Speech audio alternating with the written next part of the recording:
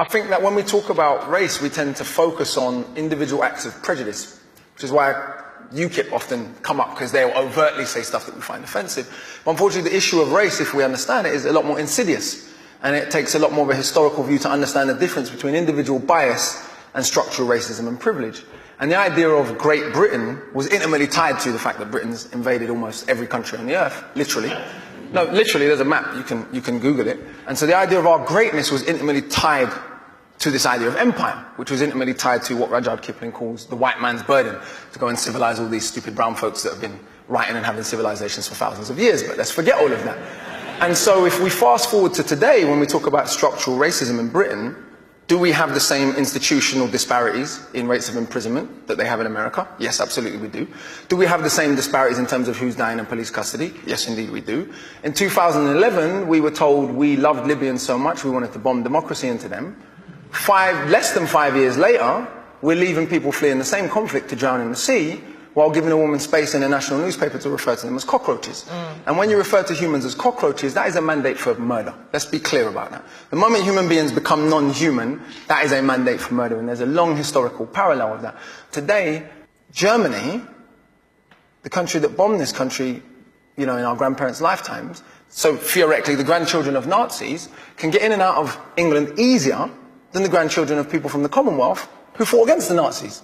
And where do they come from? When we talk about immigrants, do we mean people from Australia and New Zealand? Didn't Boris Johnson go to Australia and say, hey, we're culturally the same? Was he talking about the Aborigines when he said that? We call them expats. Right. White people have such a different way of classifying themselves that white immigrants are expats and non-white immigrants are immigrants. So when we say immigrants, if we go to border control, we can go there, Yarlswood, and we go and look at who's there. It's not a bunch of white people from New Zealand.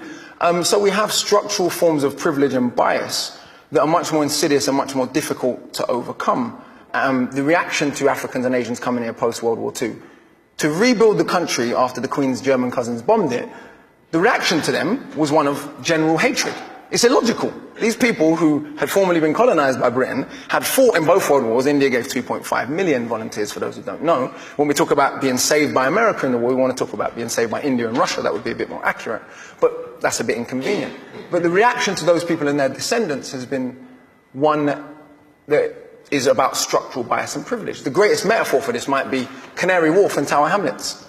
Sure. If you look at that predominantly Bengali community that has to look at Canary Wharf every day, how many of those people work in Canary Wharf other than to clean toilets? I only got into that through grime. So the first thing, I'm listening to grime records and they're all rapping about E14. Yeah. And I'm going, where's that? And I'm like, Canary Wharf? Yeah, they're definitely not rapping about Canary